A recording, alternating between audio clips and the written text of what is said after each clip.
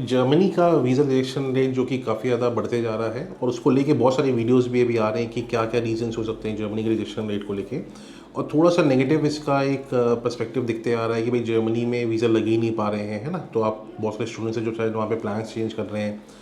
दूसरा है कि कुछ अपडेट्स भी आए हुए हैं, जैसे 12th में 70% से अबव होना चाहिए बैचलर्स के स्टूडेंट्स के लिए खास करके।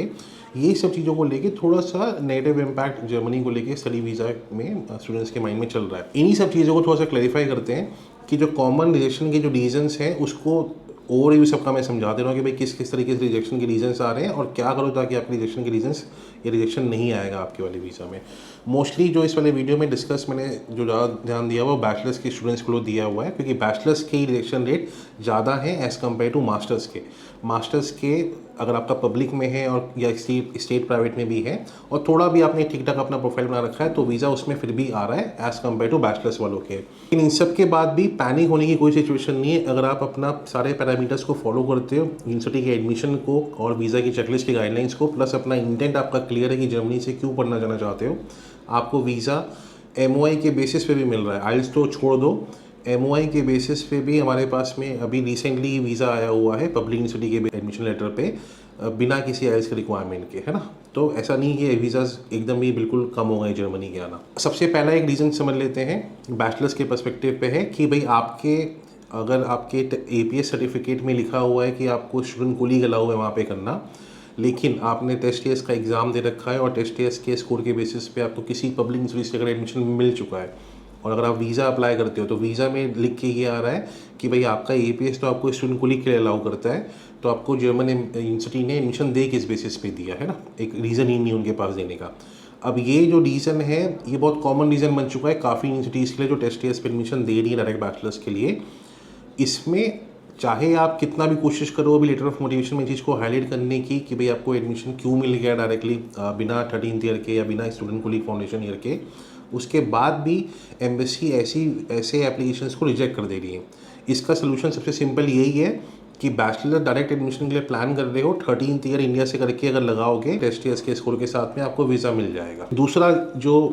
रीज़न है आइल्स के स्कोर का रीज़न आ रहा है ना। आइल्स का स्कोर का रीज़न मल्टीपल रिजेक्शन लेटर्स को मिला मिला के चल रहा होता है, जिसमें आपका पुअर एकेडमिक बैकग्राउंड प्लस आइल्स का स्कोर दोनों हाईलाइट किए जाते हैं, या इंडिविजुअली सिर्फ आइल्स का स्कोर भी highlight German embassy rejection letter पे लिख के दे रही होती है। इसको लेके काफ़ी सारे कमेंट्स भी आ रहे होते हैं वीडियोस पे कि भाई मेरे आइल्स के स्कोर इतने हैं, मेरे मॉड्यूल्स में इतने आ रहे हैं, क्या मेरे को वीज़ा मिलेगा कि नहीं मिलेगा। ठीक है, इसको भी वापस से एक बार समझते हैं। एक्सपेक्टेड स्कोर जर्मन एम्बेसी का 7 बैंड्स एक्सपेक्ट करना शुरू कर दिए हैं। ठीक, 7 बैंड्स के बाद भी अगर आपका किसी मॉड्यूल पे मान लो कि आपका कोई भी इंडिविजुअल जो मॉड्यूल है उसमें आपके 5 5.5 बैंड आ रखे हैं, 5 अगर आया तो 5 इंडिविजुअल बैंड में भी अगर किसी में आ रहा है तो 5 हो गया आपका B1 proficiency German English proficiency देखोगे तो। B2 प्रोफिशिएंसी कहाँ से कहाँ तक है, 5.5 बैंड से 6.5 बैंड तक का। 5.5 बैंड को काउंट किया जा रहा है कि लोअर B2 लेवल प्रोफिशिएंसी का 6 और 6.5 फिर भी सेफ है। अगर आपका इंडिविजुअली किसी में 6 6.5 भी अगर आ रखा है, 5.5 जो है वो आपको एक तरीके से रिस्क का फैक्टर मान के चलो, भले ही आपका ओवरऑल 7 भी क्यों ना आ रखा हो। अब इसको जनरलाइज नहीं बोल सकते, क्यों? क्योंकि ऐसे भी स्टूडेंट है जिसके 6.5 बैंड्स आ रखे हैं ओवरऑल, किसी में 5.5 भी है, उसकी पब्लिक यूनिवर्सिटी में एडमिशन मिला हुआ है और ये अभी की बात हो रही है, ये मैं विंटर 26 की ही बता रहा हूँ मैं, उसके बाद भी वीज़ा आए हुए हैं। तो बहुत कुछ डिपेंड करता है ओवरऑल प्रोफाइल में भी और किस यूनिवर्सिटी में आप वहाँ पे पढ़ने जा रहे हो। प्राइवेट के लिए तो दिक्कत हो ही रही है, बार बार रिपीट कर रहा हूँ कि प्राइवेट में 7 बैंड्स अगर ओवरऑल हो तब तो आपका वीज़ा प्रॉब्लम नहीं आना चाहिए। ओवरऑल 7 से कम है तो आपको वीज़ा में दिक्कत आ सकती है। बट पब्लिक यूनिवर्सिटीज़ में कोशिश करो कि भाई 7 है तो बहुत अच्छी बात है, अगर 6.5 भी हैं, 5.5 आपका किसी मॉड्यूल में, तो भी वो रिस्क लो वीज़ा लगाने का। आप अपने लेटर ऑफ मोटिवेशन प्लस जो बाकी चीज़ें अगर वो दिखाते हो कि भाई मैंने टेस्ट टेस्ट भी दिया हुआ है, मेरे उसमें अच्छे स्कोर हैं, मैंने इंग्लिश प्रोफिशिएंसी के अलावा मैंने जर्मन लैंग्वेज भी A1 A2 सर्टिफिकेट किया हुआ है, प्लस वो पब्लिक यूनिवर्सिटी काफ़ी रेपुटेड है, क्योंकि देखो पब्लिक यूनिवर्सिटीज़ भी बहुत अलग अलग वैरायटी मतलब रेंज में फॉल कर रही होती हैं। एक और प्रॉब्लम क्या आ रही है कि जिन स्टूडेंट्स का 70% से 12th में कम था बैचलर्स के लिए और उनके पास में ऑलरेडी APS सर्टिफिकेट जो है वो 15 मार्च 2026 का जो रूल था कि भाई उसके पहले अगर आपके पास में APS सर्टिफिकेट आया हुआ है, भले ही आपके 12th में 70 से कम भी हो, और उनकी एडमिशन भी अभी मान लो इस वाले इनटेक में विंटर इनटेक में यूनिवर्सिटीज़ ने एडमिशन दिए भी हैं, ऐसे स्टूडेंट्स को भी जर्मन एम्बेसी ने भी टारगेट करना शुरू कर दिया है कि आपके पास एडमिशन लेटर तो वहाँ की पब्लिक ने दे दिया, बट उसके बाद भी ये लोग आपको रिजेक्शन लेटर कुछ कुछ बच्चों के दे ही रहे हैं कि भाई आपका एकेडमिक उतना स्ट्रॉन्ग नहीं है कि आप जर्मन एम्बेसी में कुछ जर्मनी का वीज़ा ग्रांट किया जाए। किसी भी ऐसे स्टूडेंट का जिसका 12th में 70 से कम था, एपीएस आ चुका था, पब्लिक मेंशन मिला हुआ है, अगर आपके पास रिजेक्शन आया है, आपको दोबारा से वीज़ा अप्लाई करना ही चाहिए। अगर 70 से कम आया है, इसमें भाई जो रूल आया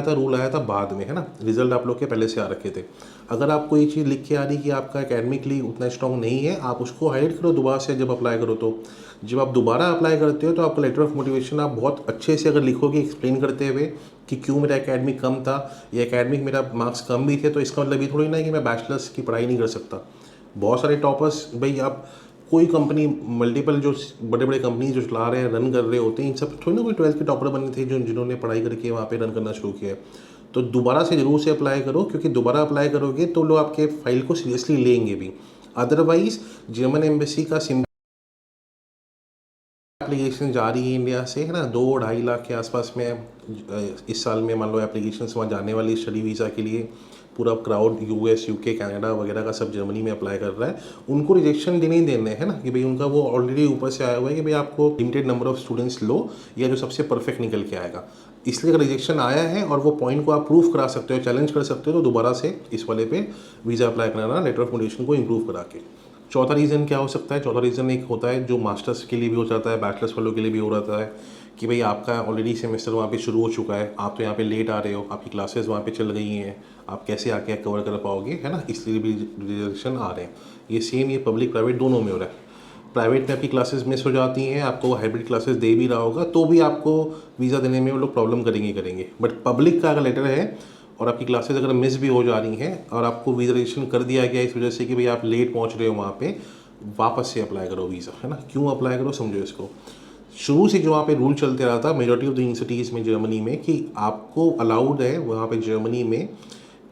minimum 1 month of class starting date आप वहाँ पे पहुँच सकते हो, कि आपकी क्लास अगर 1 अक्टूबर को शुरू हो रही है, आप 30-31 अक्टूबर तक वहाँ पे पहुँच सकते हो। ये ऑलरेडी हर यूनिवर्सिटीज़ में रूल चलता ही चलता है। अगर किसी का उसके बियॉन्ड भी टाइम जा रहा है तो भी आपको कुछ यूनिवर्सिटीज़ अलाउ करती हैं कि भाई ठीक है, आप थ्रू आउट द सेमेस्टर कभी भी वहाँ पे पहुँच जाओ। बट उस चीज़ में मेक श्योर करो कि अगर उस यूनिवर्सिटी में एक भी या दो भी अगर आपको सब्जेक्ट्स जो हैं वो ऑनलाइन अगर पढ़ाए जा रहे हैं, उसके लेक्चर्स अगर ऑनलाइन हो रहे हैं, उनको अटेंड करो अपने एनरोलमेंट को कंप्लीट करा के, ताकि आप वीज़ा के टाइम पे ये भी दिखा सको कि भाई मैं ऑनलाइन क्लासेस भी ले रहा हूँ, मेरे लेक्चर्स ऑनलाइन हो रहे हैं, मेरी अटेंडेंस चेक कर सकते हो आप, और मेरे को सपोर्टिंग लेटर वहाँ से दिया गया हुआ है कि आप एज लेट एज जो है भाई एंड ऑफ सेमेस्टर तक, फर्स्ट सेमेस्टर तक आ सकते हो, है ना, अगर आप विंटर वाले के लिए अप्लाई कर रहे हो, जिसका मतलब है कि आप जनवरी-फरवरी तक भी यहाँ पे पहुँच सकते हो। अब ये चीज़ों को कई बार क्या होता है कि आपने वीज़ा सीएसपी में डाला हुआ है, आपका वो इवैल्यूएशन करेगा 4 हफ्ते के बाद में, है ना, तब तक आपके पास में लेटर अगर नहीं आया हुआ है तो आप वो सबमिट नहीं करा पा रहे हो, उनको रिजेक्शन आपको दे देना है, ठीक है।